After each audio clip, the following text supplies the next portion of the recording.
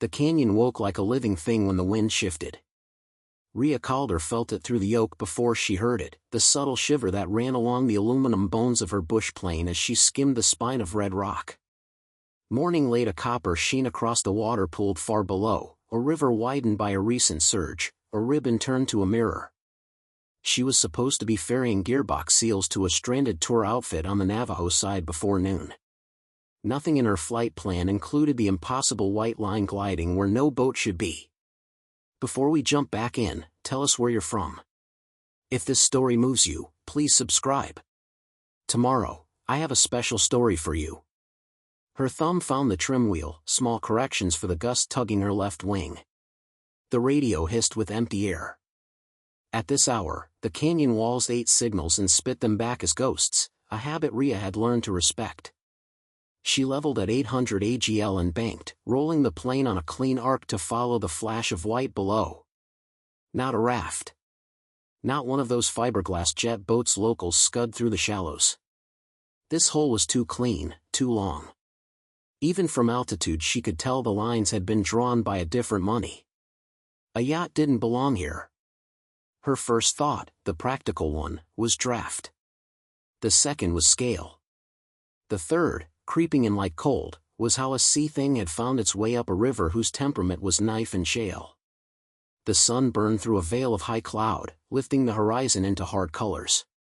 She throttled back to slow flight, flaps 2 notches, nose high, the engine song lowering to a chest hum.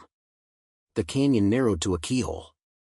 Down there, locked between ochre walls, lay a vessel out of a magazine, narrow-beamed for speed, spotless as a surgeon's tray, scuffed just enough at the waterline to prove it wasn't a mirage. Its name, in brushed steel letters along the stern, ESTRIELLA. Rhea whispered the name without meaning to. It tasted like the sea. It didn't sound like it knew anything about silt. She executed a circle low enough to see the teak decks and the glass that wrapped the main cabin like a visor. No movement. No figures. No flag whispering its allegiance. The aft swim platform hung just above the black-green water, scabbed with dried mineral. She could see a staircase down the transom, the kind rich people took to vanish into lakes that couldn't drown them. Canyon Tower, Citabria 732 Romeo, got an unknown vessel in slot Delta, stand by for lat long, she said into the void. The tower wouldn't hear. Not with this geometry. But talking steadied her hands, reminded her they were not just hands, they were everything between altitude and rock. She marked a rock spire on her paper map, then another, triangulating like she was back in training with a borrowed protractor and a stubborn instructor. Rhea could see him even now, gray hair like steel wool, a smile used only for emergencies. He had taught her that you didn't always need a voice on the other end to do the right thing. You needed the next right action, and then the next. She climbed out to the mesa top and pointed her nose toward a gravel strip where the tour outfit maintained a rough lodge, a place where you could rent a sandwich and a helicopter with equal ease. In her mind, gears clicked. Fuel. Weather. The light would go copper again by late afternoon and the canyon would become a tunnel. Rhea sat down with a hop and a sigh, tires kissing gravel, tailwheel nipping, the plane turning docile the way it only did for pilots it trusted. She taxied to the shade of a corrugated hangar and cut the mixture. The engine coughed like a smoker and went still. Wind became the loudest thing again. Inside the lodge, the air smelled like coffee and sunblock. An ancient television looped a local ranger PSA about flash floods. A map of the river hung by the door, inked with red circles where tourists had misjudged the sky. Morning, Rhea, called Gus from behind the counter, where he sold jerky with the same gravity he sold rotor time. Gus's beard was biblical. His patience wasn't. Your seals are here. You're late and early at the same time somehow. She slid her headset onto the counter. Gus, you got a boat on retainer? Something more than a drift canoe? He snorted. Last time we had a proper boat it took its own picture and posted it to Los Angeles. Why? She tapped the map. There's a yacht in slot Delta. Gus's laugh began in his belly and came out wrong. A what? A private yacht. 35 feet maybe. Glossy. Looks like it got airlifted out of a catalog by a bored god and set down where it doesn't fit. He studied her face the way men who knew the river studied clouds. You're not messing with me. I wish I were. Gus's hand found a radio. Ranger Nettie, this is Lodge. You copy? Static. Then a woman's voice rich with sleep and sand. Copy. We got Rhea Calder here, says Poseidon lost a bet. Slot Delta.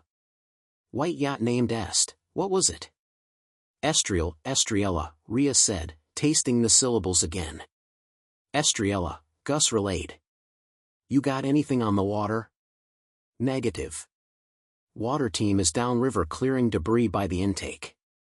Helicopter sits if you can't promise me the wind won't snatch it into a wall. I can take a pontoon up from the east ramp if levels hold. You'll never get a pontoon through that tight, Gus said. She's wedged mid-slot. Copy. I'll hike in from the rim, Ranger Nettie decided. Rhea, you willing to guide? Rhea didn't need to look at the sky to know her answer. Yes. Gus slid her a battered field kit and a coil of rope heavy enough to hold stubborn men. You're getting paid in beef sticks, he said, but his eyes had a flint behind them. And bring your sat phone. Rhea packed with the muscle memory of 100 small rescues. A headlamp. A multi-tool. 3 liters of water. A vacuum-sealed trauma kit that always seemed too small until you needed it. She added a compact drone, a toy to some, a second pair of eyes to her. She paused, looked at the seals she'd promised to deliver. She scribbled a note for the tour operator and taped it to the box, emergency delay, call me. By mid-morning, she was back in the air, the plane shouldering heat like a pack. The world below arranged itself into geometry again, all lines and shadows and water with a mind of its own. She overflew the slot, saw the yacht once more, its decks bleaching whiter by the minute. On the second pass, she saw something she had not seen before, a smear near the transom, the color of rust or dried blood or desert iron dragged by a careless hand. She told herself it was mineral. She told herself a lot of things. She sat down again, this time on a patch of hard ground at the canyon rim, a landing that would have given her instructor apoplexy and gave her only a slow breath afterward. The wind smelled like sun-hot sage and the ghost of rain. Nettie was already there, a figure in a ranger green shirt and a hat that meant business. In person, she was all shoulders and calm. You weren't kidding, Nettie said without preamble, peering into the slot. How many feet? From the rim? 100 easy. 30 to water. She's wedged like a tick. Owner? Rhea shook her head. No flag. No movement. Name's a rich whisper. Nettie's eyes tracked the canyon like a tracker reading a broken trail. We do this measured. We don't die making a story. They rappelled in stages, their ropes singing on the descent. The canyon walls ran with seams of black varnish like tears that had taken centuries to fall. When they reached the last ledge 10 feet above the water, the air turned cool and close. Sound changed too, soft as if the canyon had put a finger to its lips. Up close, the Estriella grew larger in defiance of proportion. Its hull was a whisper of design, a line drawn by someone who didn't believe in compromise. Nettie ran a hand along the fiberglass, frowning at the faint scrape that ran the length of it. Came in hot, she said. Or got carried by a miracle. Rhea crouched on the ledge and launched the drone, a dragonfly of plastic that lifted and learned the room. It fed her a split screen, the open aft deck with its teak the color of old honey, the salon under glass with white leather that had never met a spilled beer, stairs descending to darkness where cabins slept midday. No movement. No heat signature she could trust, the drone's thermal overlay flickered too much in the cool of the slot. Nettie tossed a grapnel to the stern rail and tested it with a weight of her whole self. Stable enough. But if she shifts, we get religion quick. Rhea swallowed and crossed. The world narrowed to the size of her feet. Her boots found teak, her hands found smooth stainless like winter. She tied off the rope and held her breath without meaning to, the way people did when walking into churches and crime scenes. "Hello," Nettie called. It ricocheted down fiberglass and died. They cleared the deck in a grid because order meant living. An outdoor kitchen gleamed untouched. A cooler sat with its drain plug out, beating condensation that should have evaporated hours ago. Rhea uncapped it with gloved fingers. Inside, sealed bottles of water lying in their own cold cloud. Either the yacht had power, or someone refreshed the ice not long ago. Her skin prickled. "We're not alone." Nettie's hand went to her belt. Not to a gun. To a radio. "Rim, this is Ranger 2. We're on deck. Signs of recent use. No occupants visible." The radio gave only the river's breath. "Cabin next," Nettie said. "Lead or follow?"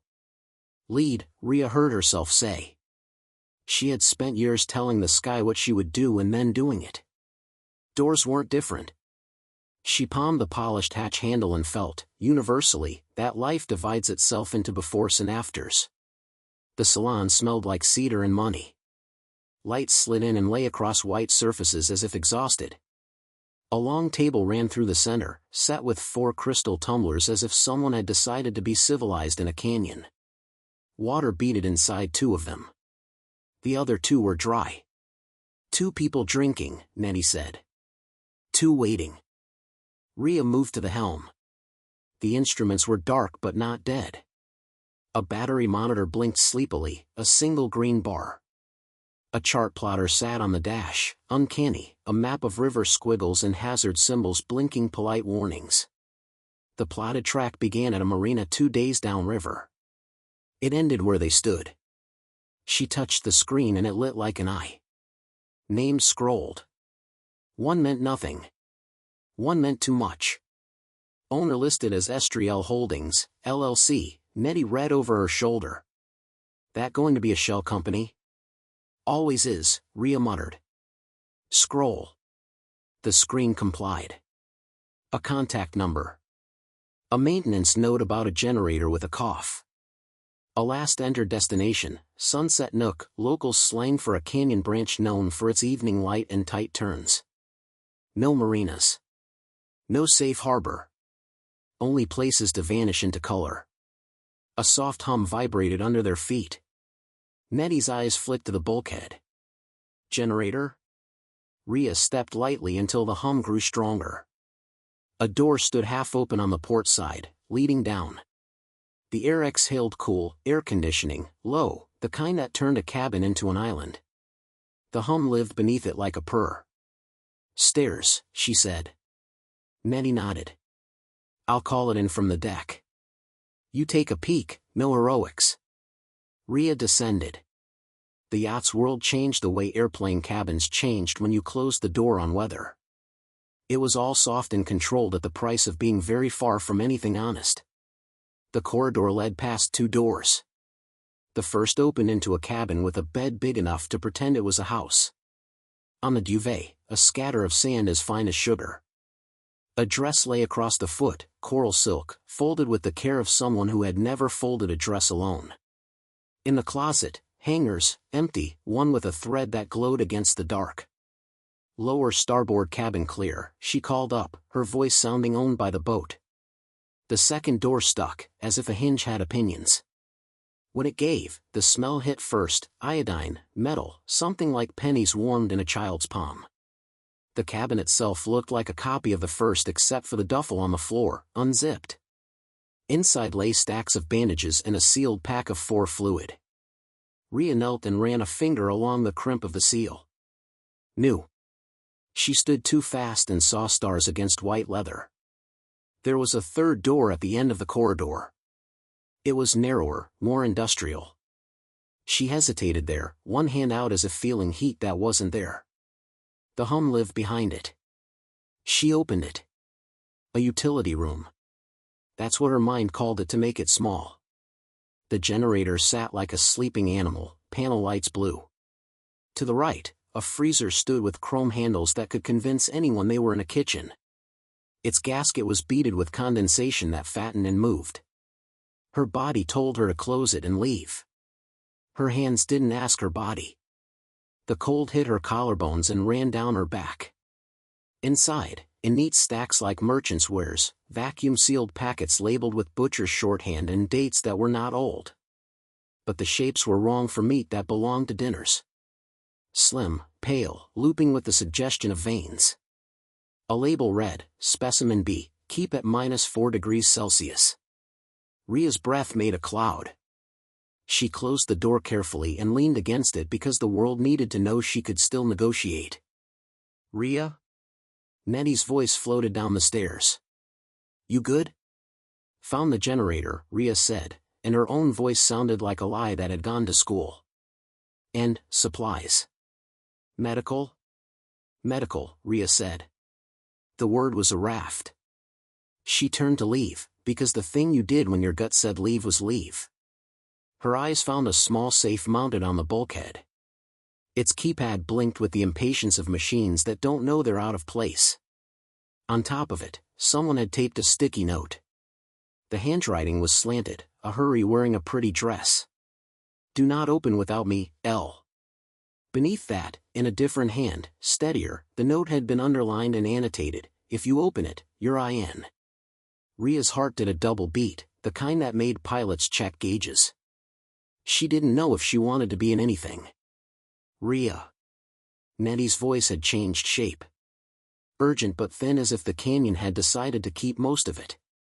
We've got movement up top. Rhea climbed fast, her hand on the rail, her feet remembering ladders and storms. On the threshold to the salon, she paused because the light looked wrong. It had honeyed to afternoon without their permission. Time, the oldest magician, had done a trick. Nettie crouched near the aft deck rail, one hand lifted, palm open, a stop sign she used sparingly because she hated the kind of authority that didn't listen first. Rhea slid beside her and peered through the glass. On the ledge they had crossed, something sat that hadn't sat there before, a waterproof bag the size of a carry-on.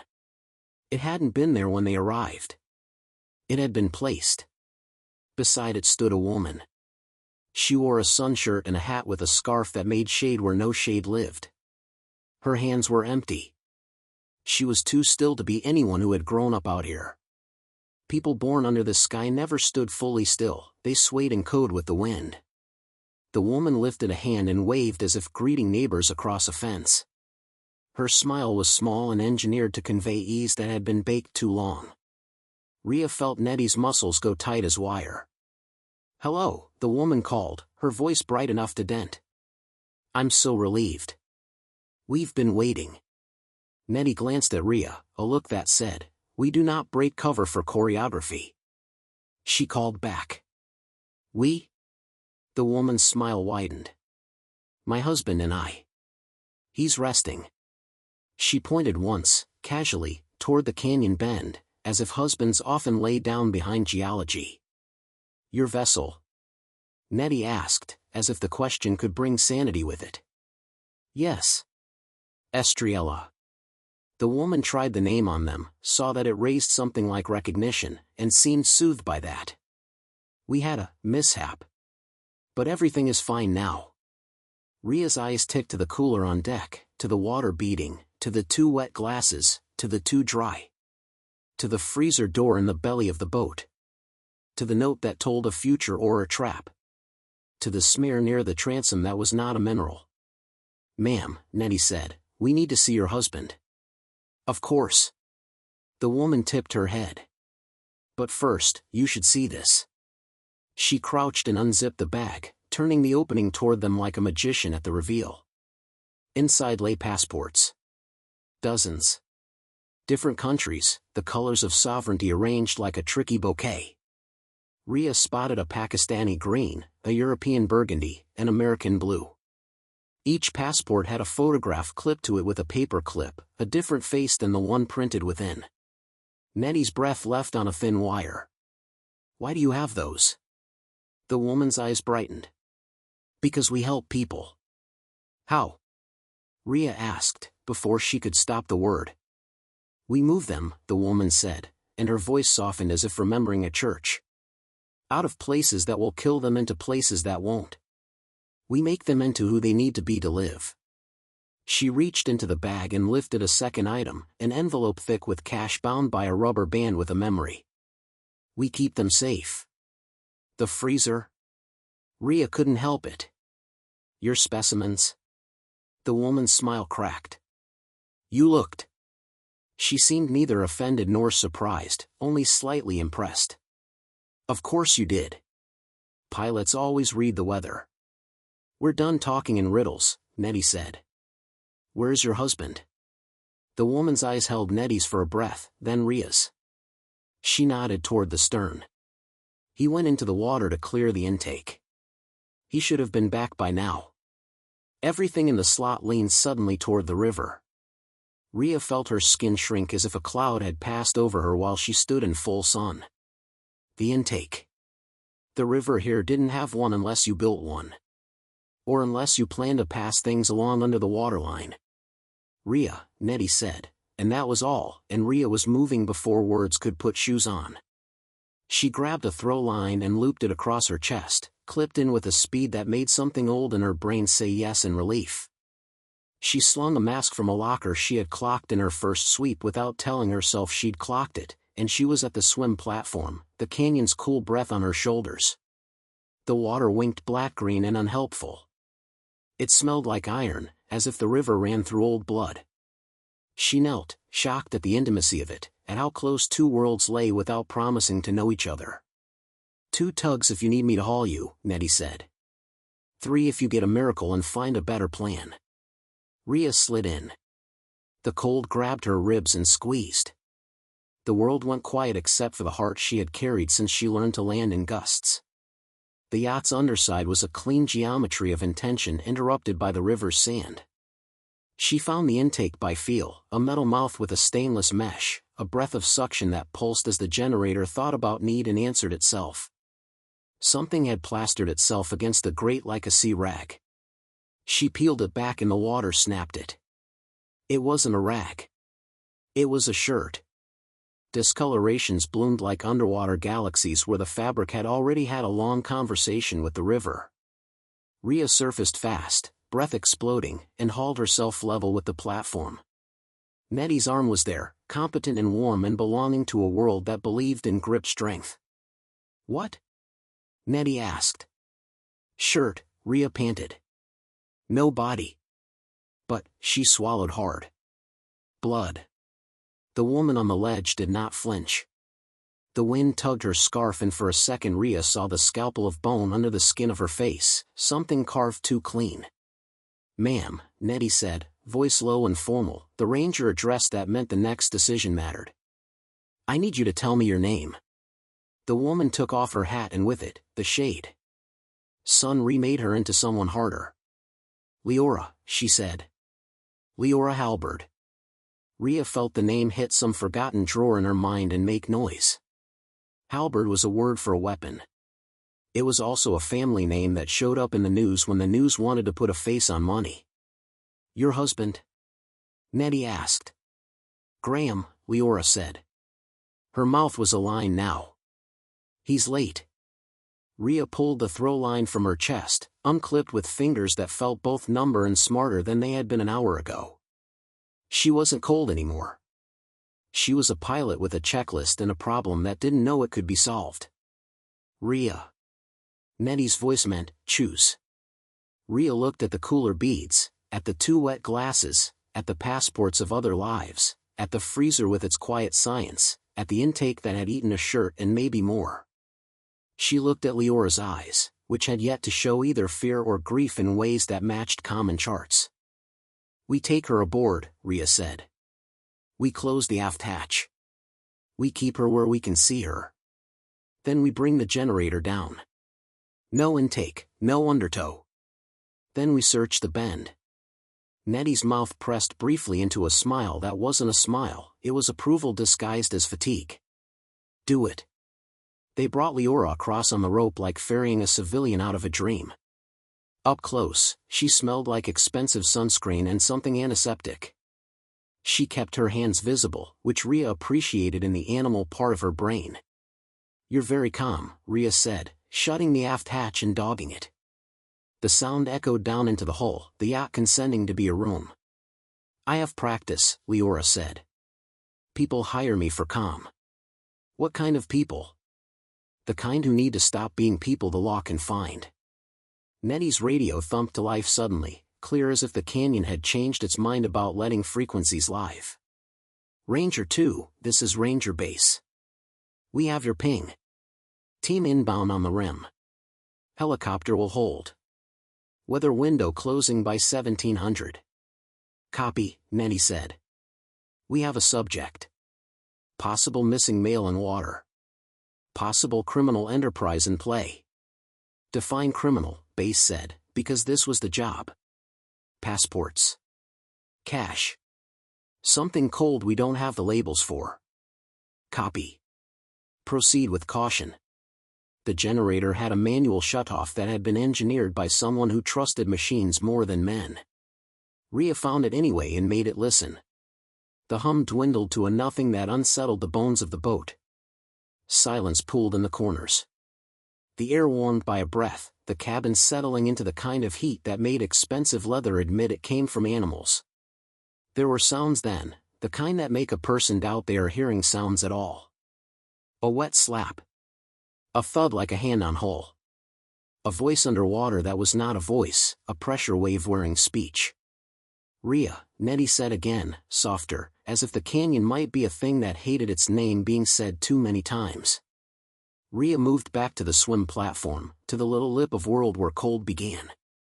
She crouched, palms on teak, forehead close enough to the water to feel it thinking. Graham. Nettie called, because she believed in names. If you're there, answer. The water answered with bubbles that might have been language had they not been water. Rhea's fingertips brushed the surface. It tugged. It always tugged. She closed her eyes and listened with all the hearing she had, the way she did when the wind tried to tell her secrets before it shoved. There it was, a scrape not like rock. A metallic chatter like a chain taut suddenly and punished for it. And under it, something else. A rhythm. A heartbeat. Do you hear that? She whispered. Nettie crouched beside her. Hear what? Rhea pressed her ear to the scene where water met hull. The heartbeat lived there like a thing trapped between worlds. Not a human rhythm. Faster. Small. She stood as if pulled up by a string. Her body moved before her story caught up. She ran inside to the utility room and threw the freezer door wide because the world had narrowed to one possibility and a horror that could be mercy.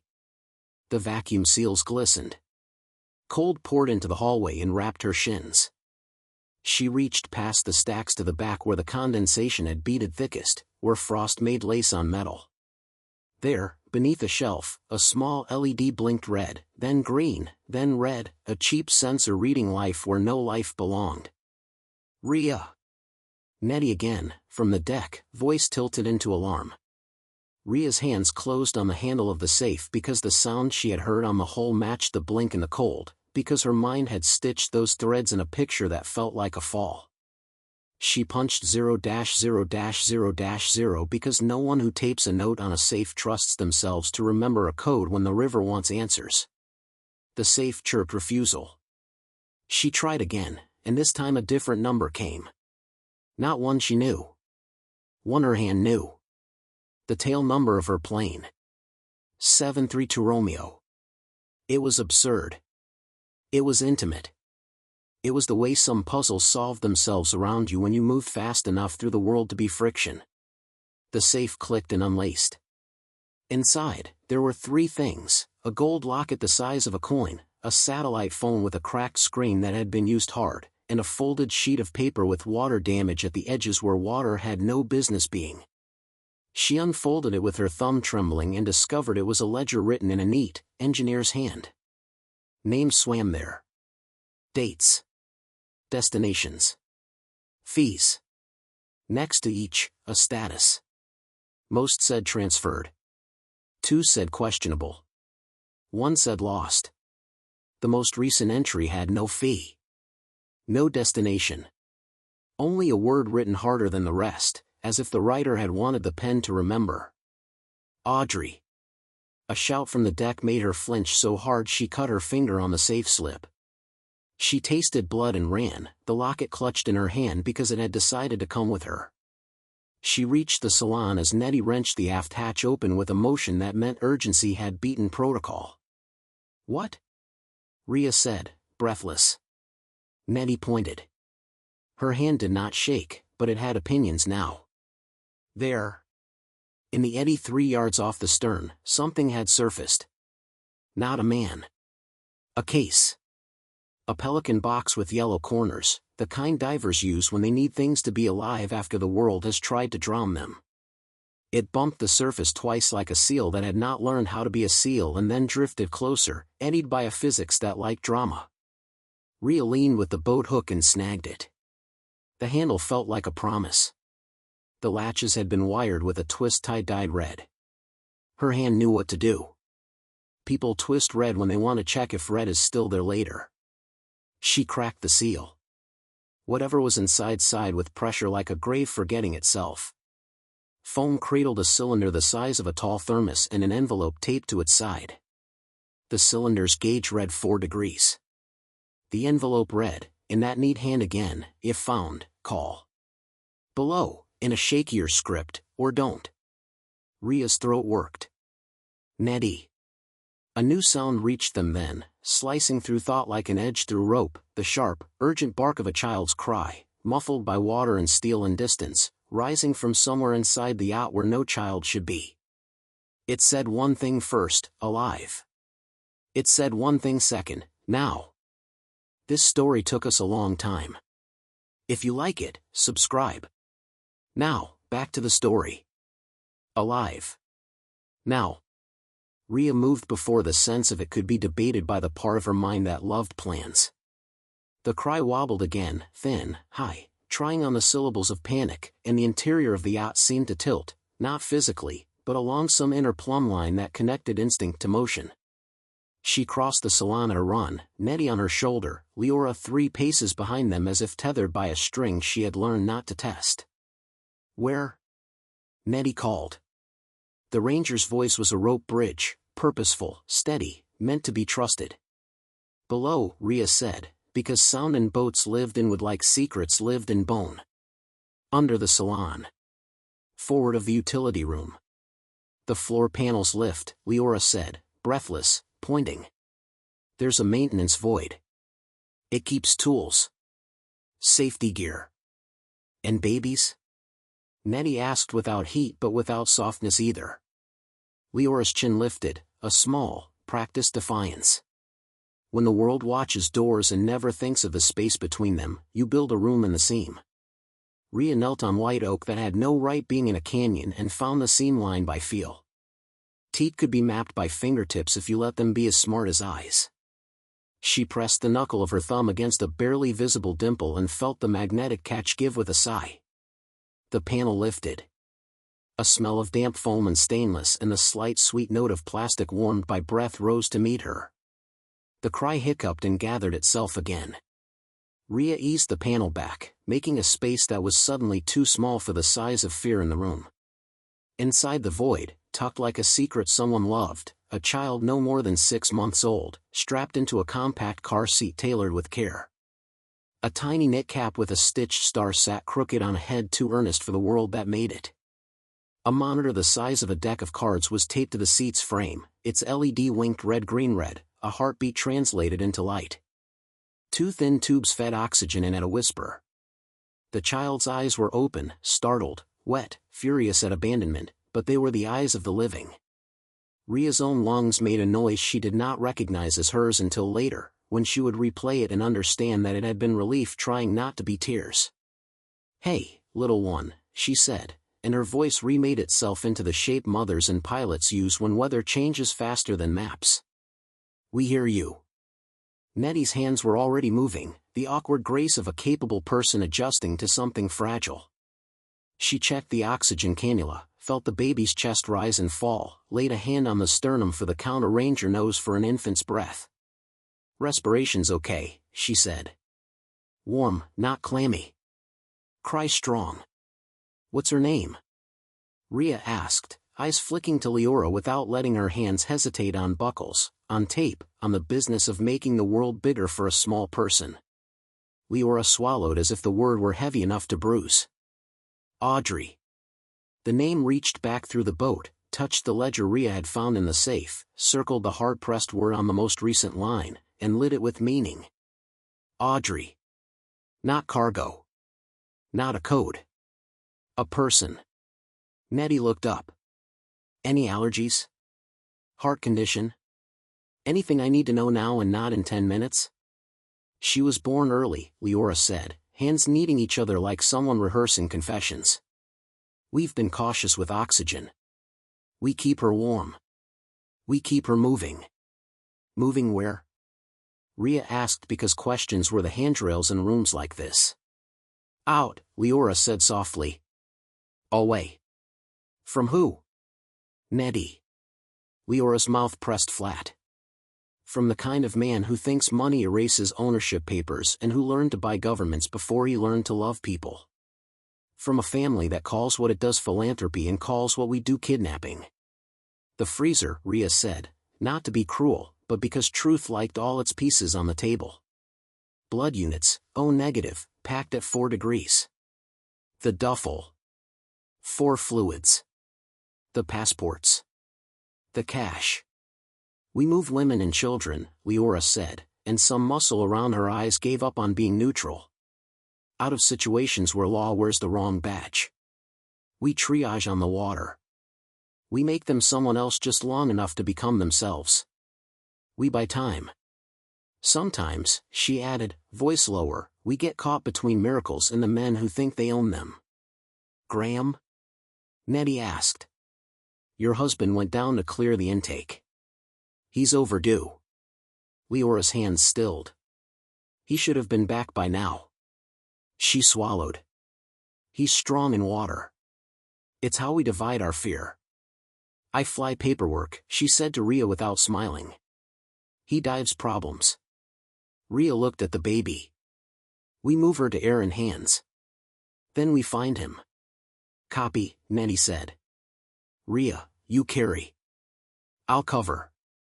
Rhea slid her arms into the void and Audrey came up to meet the light as if she had believed, stubbornly, that light still existed. The child was heavier than her size argued she should be. Warm.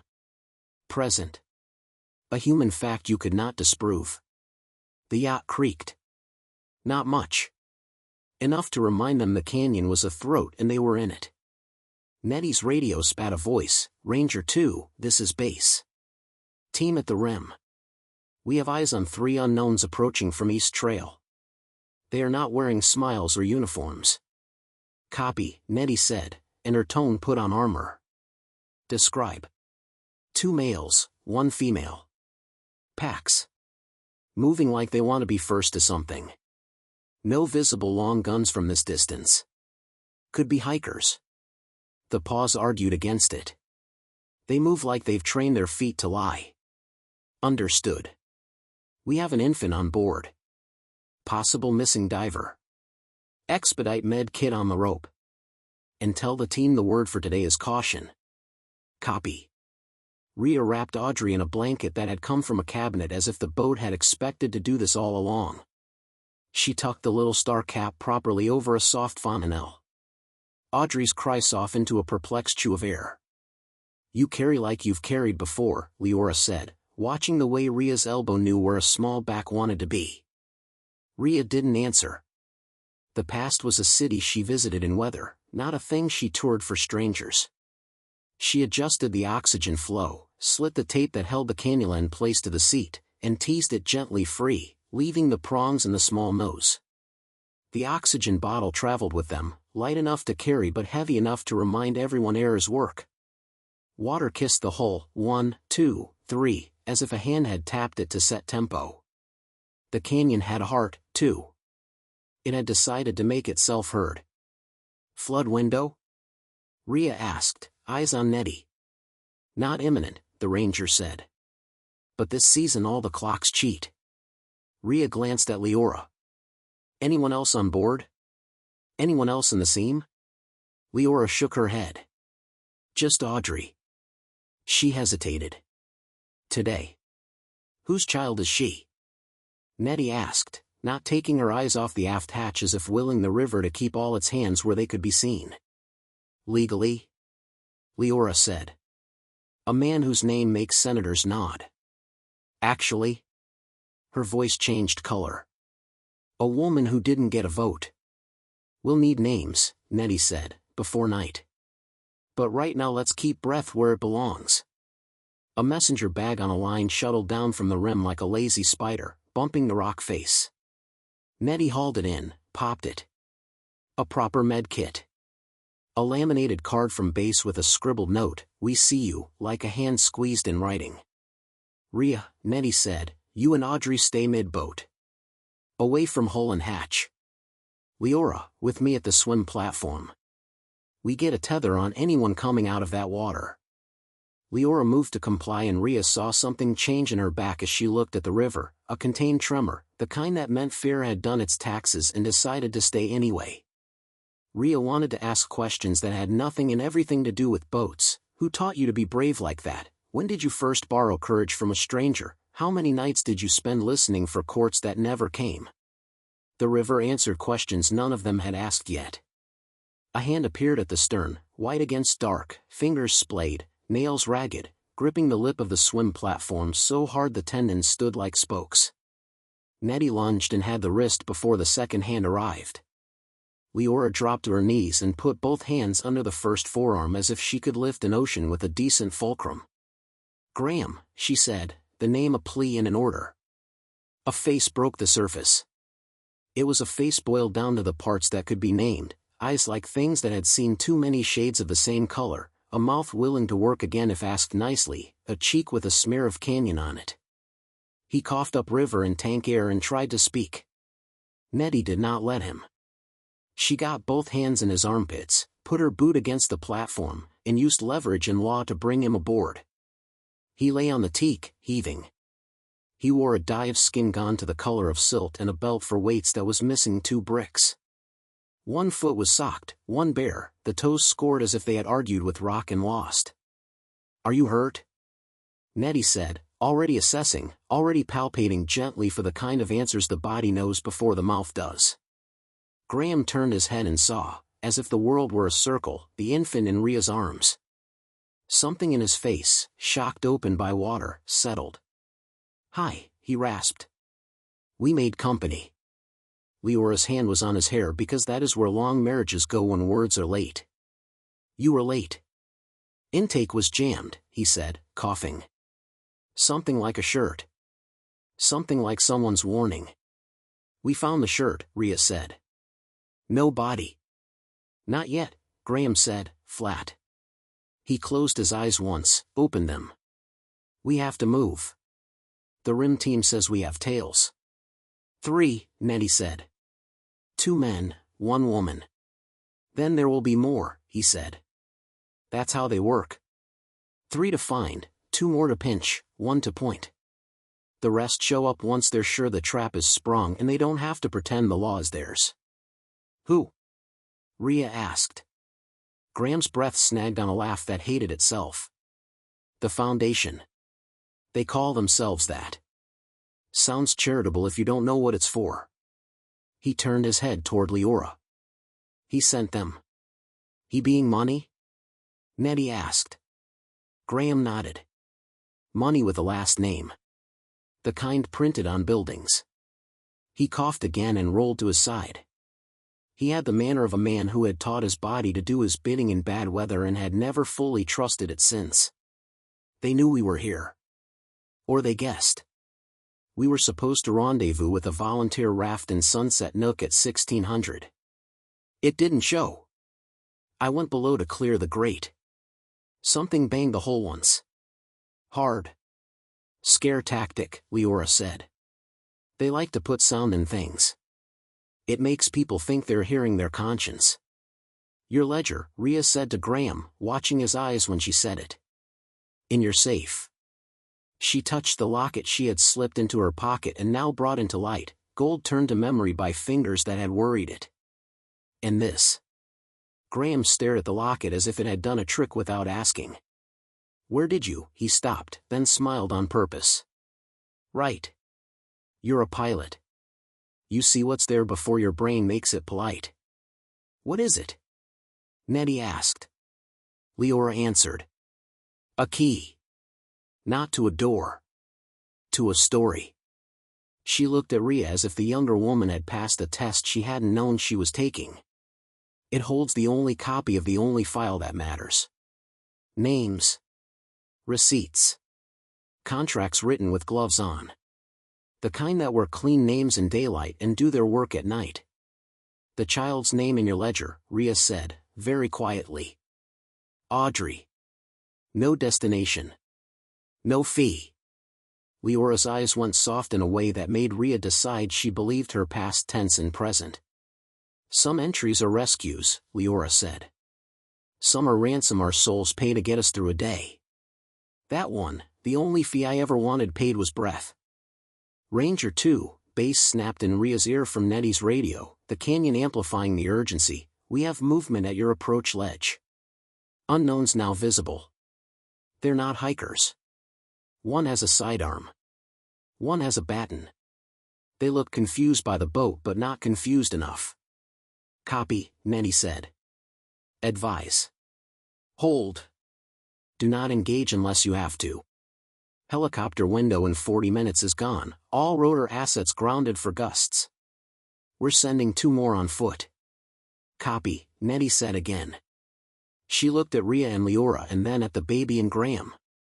We harden this boat as best we can and ride it out. If they find us, we talk first. Graham coughed a laugh that was more of a refusal. They don't talk, he said. They feign compliance long enough to step on your throat. They'll have to come down on a rope, Nettie said. The canyon won't carry a ladder for them. We control that moment. A thump sounded from the aft deck. Not a move of water. A foreigner's knock. Nettie's body shifted a centimeter toward it, weight on the balls of her feet. Graham started to get up and Rhea shook her head once. He stopped, chastened but grateful to be told what to do. Let me talk, Leora said. He knows my voice. He who? Nettie said without moving her eyes from the hatch. Leora didn't answer. She walked to the glass and stood where the ledge could see her and where she could vanish backward in a single step if a hand rose with a weapon. Hello, she called, pleasant and edged. You're off schedule. A man's face appeared at the ledge. It was a face that would blend in at board meetings and in photographs of groundbreakings. Handsome in the way money can be when it buys time to manage its angles.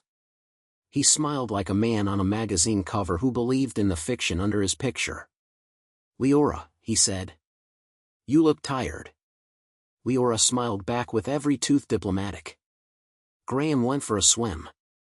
The canyon isn't built around your calendar. Where is she? The man asked, and the magazine peeled away from his voice, showing the iron under it. We'll take her and leave you the boat. She is safe, Leora said. And she's not yours. The man's eyes flicked once to the rim, then back. Everything in that cradle is mine, he said softly, including the child. She was contracted. Rhea felt something in her scalp want to lift. Nettie did not blink. Graham's hand closed on the teak and did not break it only because the wood was better than he was. Leave, Nettie said, stepping into the man's line of sight, stepping out of Leora's.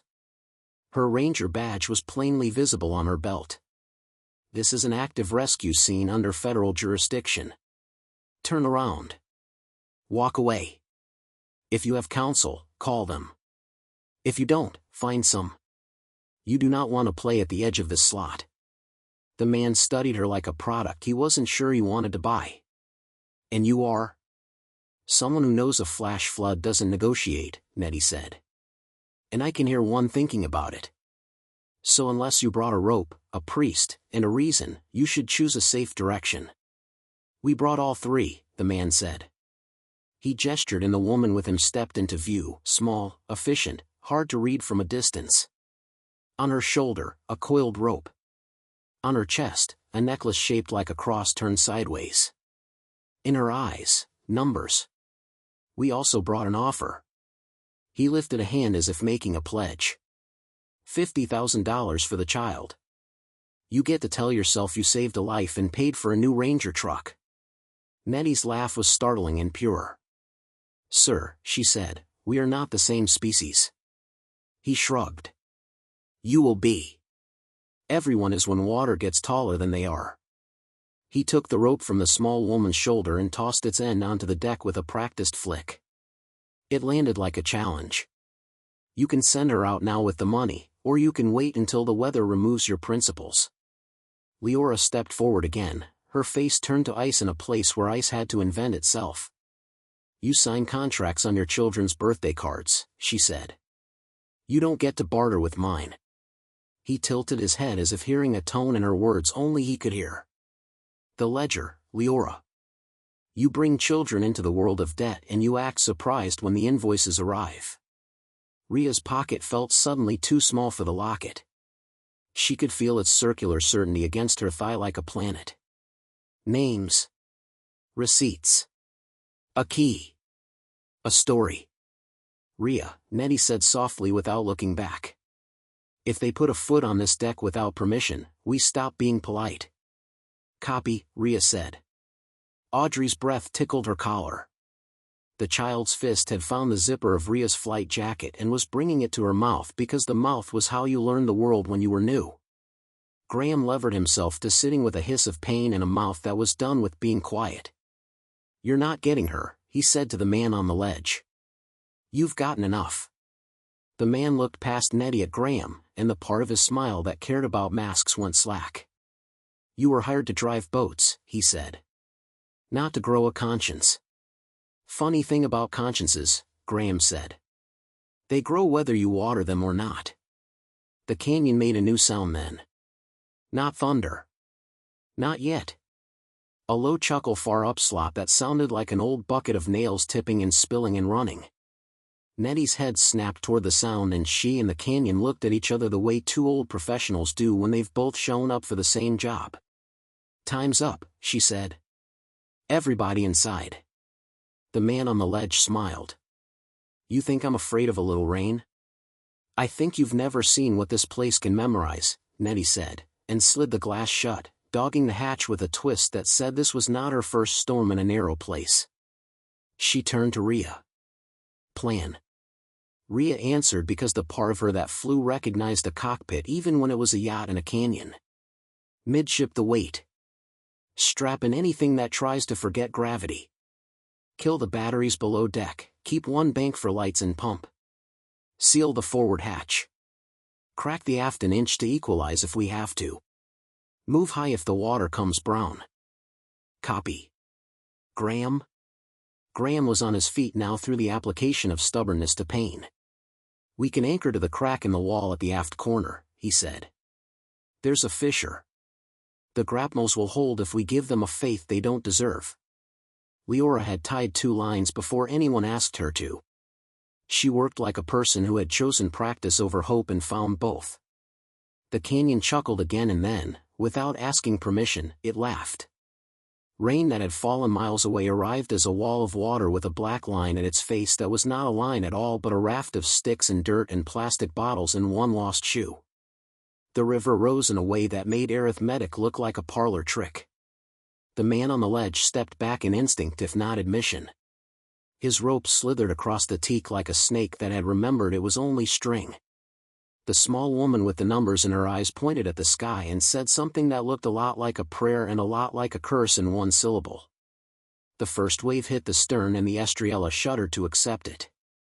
Rhea swayed with the movement and found in her feet the same memory her hands had of yokes and crosswinds. The baby began to fuss at the change in pressure and Rhea hummed without meaning to until the fuss turned into a begrudging negotiation with the new rules of air. Lines. Nettie snapped, and Graham and Leora answered, paying out just enough and no more, their palms burning, the grapnels and the fissure singing as if they had been installed for hymns. Water climbed the canyon wall as if it were stairs and the slot narrowed with it. Rhea watched the hatch seem like a nurse watching a wound.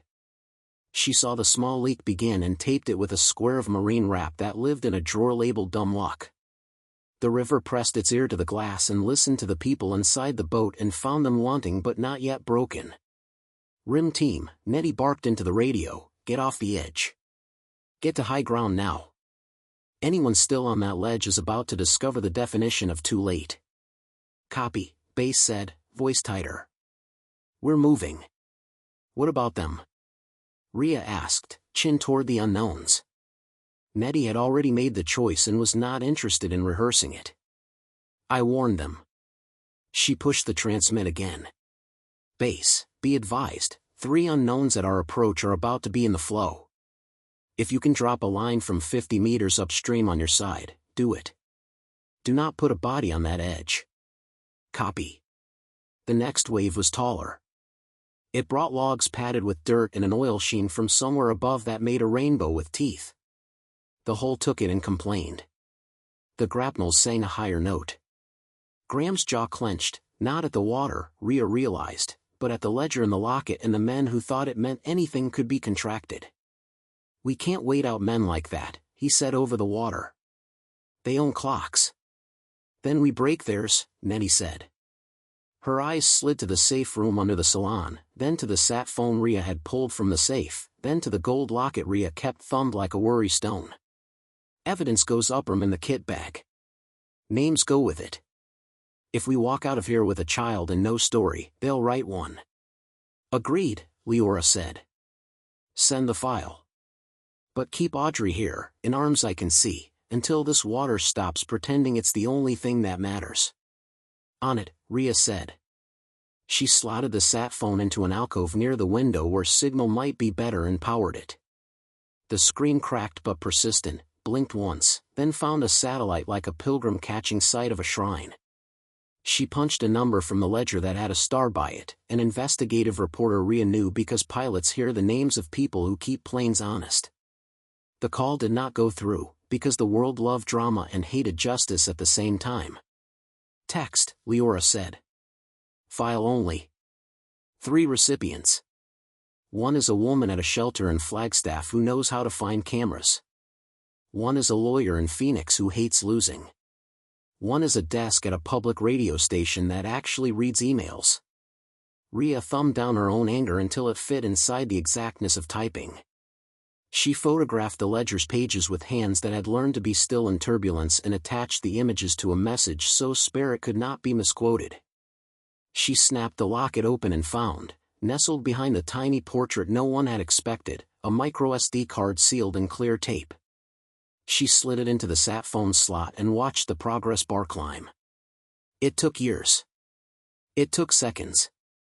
When it finished, she sent the message 3 times with 3 different subject lines and 3 different prayers. "Sent," she said. The water was bored with being only water. It decided to add objects, a cooler from upstream, a log with branches still talking about leaves, a plastic doll's head, a propane bottle with the cap on. The propane bottle hit the hull with a hollow sound like a stranger knocking too late at night. "Pressure at the aft hatch," Nettie said. "Open 1 centimeter." Rhea obeyed. Water hissed in and then sighed as air equalized. The boat found a new equilibrium, lower, but less angry. A voice reached them then, not from the rim team, not from inside, not from the water. A man's, amplified by canyon spite. "Leora," the unknown called, laughter in it that had not earned the right. "When this ends, you won't even have the satisfaction of believing you won. We will buy this river and rename it for a virtue we do not own. We will build a plaque at the overlook and write our names on it and tourists will take pictures." Leora did not answer. She picked up the sat phone, typed a different number, and spoke a sentence in a language Rhea didn't know, Hebrew, maybe, or the private language of people who fight clean against money that doesn't. She listened, then smiled without joy. "They'll want to speak to you," she said, handing the phone to Nettie. "Who is they?" Nettie asked. "People who know how to put stories in front of men who hate being in the background," Leora said. "They'll want names. They'll want a line like a harpoon." She looked at Rhea. "And they'll want a pilot if the helicopter window opens again." "Copy," Rhea said, and only then realized what she had agreed to. Her feet braced as if the hull had become a wing, her body making itself into the part of herself that felt most like her name. The water rose once more and then, just as quickly, fell an inch and then two, as if the river had remembered it had other engagements downstream. The sky above the slot blinked from iron to pewter. "Good," Nettie said. "Bad water is like a politician. It runs out of interest before it runs out of excuses." A shouted curse from the ledge cut across her line. The rope tossed onto the deck had vanished. The small woman with the sideways cross was not visible. The man remained, but his shoulders had lost a centimeter of height. "Base," Nettie said into the radio. "Status on unknowns? 2 swept. 1 clinging. We threw a line upstream of him. We are not endangering personnel. He can make a grown-up choice about catching it." "Copy." Nettie looked at Leora. "If I tell you I'm using my compassion where it counts, will you believe me?" Leora's eyes flicked to Audrey and then back. "I don't have any left to argue with you." Rhea breathed in and out and counted to 4 for the baby and for herself. The air in the cabin had warmed to human. The boat's hum was gone. The canyon's humor had changed. The day had turned its face toward evening. Graham sagged against the bulkhead. "If we are walking out of here," he said, "we should walk before the river remembers to be ambitious." "We aren't carrying Audrey up that rim," Nettie said. "Not on those slicks. We wait for the littlest gust to set down a rotor if it opens. If it doesn't, we make a belay and take a lifetime to do it. But we don't give her to the river or to the ledge." "Agreed," Rhea said. A yelp from the radio startled her. "Ranger 2, base, got a rotor window at point 3. Local chopper willing to try in the east pocket if you can throw a smoke and mark a clear. Pilot says they'll hover, not set down." "Tell the pilot I love them," Rhea said before the world could decide to make her coy. "We'll mark." "Copy," base said, amused by survival. "Pilot says likewise."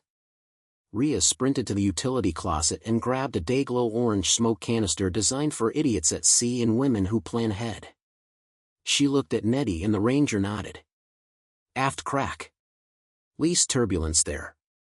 Graham, Leora, lines tight. If we can deliver a package to a rope from a helicopter, we let the sky be what it was made for." They moved as a unit. The canyon judged and found them acceptable. Rhea lit the smoke. It vomited orange that stuck to the air in the situation. She waved it in a slow figure 8, pilot sign, polite and legible, and heard, a breath later, the distant insect of rotor blades, lazy at first, then urgent. The sound grew until the canyon had to decide whether to amplify it or be offended by it. It chose amplification. The helicopter nosed into view, small against stone, brave in the way machines get to be when people make wise wagers. It steadied above the east pocket, rotors chewing dust into teeth. A crew chief leaned out, harnessed, and threw a line that had hooked 1,000 stranded rafters and would now try for one very small person. "Bag!" Nettie shouted. Rhea was already there with the baby carrier. It had never been meant to do this, but it was ready anyway. She cinched the straps until the carrier hummed apology at the laws it was about to break. She wrapped Audrey in the blanket as if it were a contract. She kissed a forehead so small it made the world feel clumsy. "You fly now," she told the child. "Let the air do the hard part." Graham and Leora built a human body out of their hands. One supported the base of the carrier, one steadied Rhea's wrist, one held the line before it was a line, like a prayer, offensively practical. Nettie lay flat, stretched to the limit of her reach, and caught the rope on the second pass because she had hands that did not understand failure. "Clip," she said, and Rhea clipped the carabiner through the top handle of the carrier and through the rope's loop, and somewhere in the math of ropes an air machine and a canyon and a child agreed. "Clear," Nettie shouted, and the crew chief signaled up. The line tightened and sang. The carrier rose, lifted out of the gravity of the boat and the room and the canyon, and for a second that would live in Rhea's chest until she died, the child hung between a river that wanted to brag and a sky that wasn't done yet. The helicopter gained a meter, then 2. A gust shouldered it and the crew chief swore, the sound swallowed by rotor and wall. the pilot corrected with a touch that wrote love letter into air. The carrier kissed the canyon once with a corner of plastic, then rose again, and then, with all the inexorable beauty of a machine working as designed, it translated up and away and into hands Rhea could not see but believed in. Nettie's radio crackled. Package secure. We have the little one. Bringing her to the rim. EMS standing by. Rhea's knees were suddenly water because the canyon had stopped pretending it was the only force of nature that mattered. Leora made a noise that might have been a sob in any other room. Here, it sounded like Faith cracking and admitting it was allowed. Now us, Graham said, because time had not fallen in love with them just because it had winked. Copy, Nettie said to everything. Base, 2 adults, 1 adult diver with possible hypothermia, 1 ranger, 1 pilot. We're walking when you say the edge won't take a joke. Edge is wet but not suicidal, Base said. We can throw a ladder down the last 10 feet. We'll put hands where hands make sense. On our way, Nettie said. She looked at the ledger on Rhea's phone in her hand and then at the canyon man on the ledge who had watched a helicopter steal a story from his mouth. And tell your camera people to meet us at the rim, she added for Leora's benefit without taking her eyes off the ledge. We're not letting anyone else write this one. They opened the hatch and the boat breathed. The water had calmed into a sulk. The sun was a long, tired rectangle on the stone. The man on the ledge had retreated 5 feet in a decade, his poise where he had left it. You can still walk away, Nettie told him. We never walk, he said, but he said it like the sentence had gotten caught on a truth. Then crawl, she said, and did not wait to see if he did. Rhea went up first because she carried less water in her bones than Graham and because Nettie insisted. She tucked the locket in her bra, a ridiculous choice that was also the only one, and felt it circle like a vow. She climbed with feet that had landed small planes on gravel and now found new love in sandstone. Above, the rim team's hands were the hands of rope and rescue and human stubbornness. They hauled gently, like lifting a story into daylight. At the top, the world grew too large. Sky, sky, sky, impolite in its insistence. Rhea blinked tears she would blame on sun and looked immediately for the helicopter. It waited 30 yards away in a hover, rotor wash flattening scrub. A paramedic crouched beside a carrier that held the only person the story had ever really been about. Audrey's eyes were closed now. Her chest rose and fell. A little fist still gripped Rhea's zipper tab like a receipt for services rendered. Leora reached the rim and made a sound Rhea felt in her bones more than heard. She went to the child like a person returns to a country and knelt and did the simple, unremarkable thing that weighs more than law. She put her hand on the baby's hat and left it there. Graham came over the edge with a curse and a laugh and promptly sat down because sitting was the best verb he had left. Nettie followed and immediately started counting heads because that is what you do when you have worn a badge and a conscience and you have survived a rush of water together. The small woman with the sideways cross sat 20 feet away under a juniper, wrists bound with zip ties that had volunteered. The man with magazine teeth was not present. A ranger looked over the rim and gave a small shrug. Chose the wrong second to be interesting, he said simply. Base handed Nettie a radio with a fresh battery and a bottle of water and a piece of paper with 3 phone numbers on it. Press is setting up at the East Lot in 20 minutes. If you don't want to be the story, you should get in a vehicle right now and drive to Utah. We want to be the story, Leora said, not lifting her gaze from Audrey. Then brace, Base said. They'll call you names. They'll call you worse. Let them, Graham said, soft and ferocious at once. They've been mispronouncing justice for a while. Rhea stood a half step back and let the scene move around her. Her hands hummed with after-flight. Her heart had decided to wait until now to shake. She watched the reporter who had first answered Leora's sat phone step out from a dust-streaked SUV with a camera already recording and a face already open. She watched Nettie position herself where she could intercept both questions and bullets. She watched Leora breathe and not break, and she allowed herself to imagine that sometimes the river chose the right ghosts to carry. The interview was brief because sometimes the world loves economy. Nettie spoke first, careful, factual, unflinching. Leora spoke second, less careful, more true. She said words that clanged like steel on cameras. What looks like custody is not always care. What looks like charity is not always clean. She did not name the family with the building names yet. She named the child. She said Audrey like a bell, and the camera leaned closer. Graham held up the locket because the son loved it and because truth likes a small prop. Ledger, he said. Names. Contracts. We sent copies where they can't be bought. If something happens to us, don't let the story die. Don't let her be remembered as a line item. The reporter nodded like a person who had been waiting a long time for a story to tell that was more than a press release. We won't, she said, and her cameraman, sunburned and tender-eyed, nodded harder. Rhea turned then, the way pilots do when a flight is over and the plane still hums in the bones, and looked at the canyon. It looked back.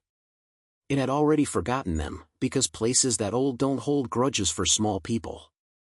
But it had given them a clean answer at the last minute. She lifted a hand anyway, because gratitude doesn't need witnesses. Rhea?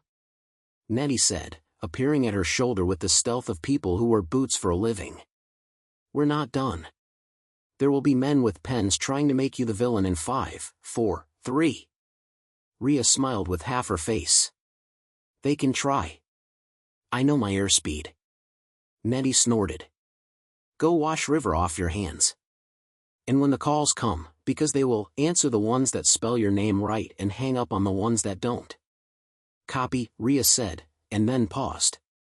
I never asked the obvious question. She nodded at Audrey. Why her? Leora looked up. The sun drew lines at the corners of her mouth that hadn't been there at breakfast. Because she had a name before he signed one for her. Because her mother asked me to look up from paperwork and see a person. Because some stories, when they find you, are not asking to be judged. They are asking to be carried. Rhea nodded. The helicopter's pilot waved at her like one member of a strange guild to another, and she waved back, a foolish, perfect gesture. We're going to need you again, Leora said, matter of fact. People who know how to read wind don't grow on trees. Rhea thought of her hangar and her toolbox and the map with the red circles where tourists had made mistakes and rangers had made rescues. She thought of the ledger in 1,000 inboxes, of a castle built of cash and contracts, of the baby's hand on her zipper, a receipt for breath. She thought of the canyon's jokes and the way engines purr when they've been forgiven. You know where to find me, she said. I fly daylight and emergencies. Today was both. Tomorrow will be worse, Graham said, not to be cruel, but because he knew clocks and men. And then better. Tomorrow, Nettie said, we show up again.